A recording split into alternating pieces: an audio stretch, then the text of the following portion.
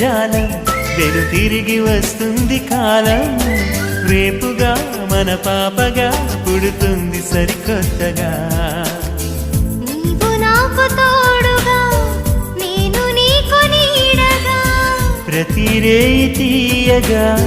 పిలుస్తోంది హాయిగా ఇలా ఉండిపోతే చాలుగా నువ్వంటే నాకిష్టమని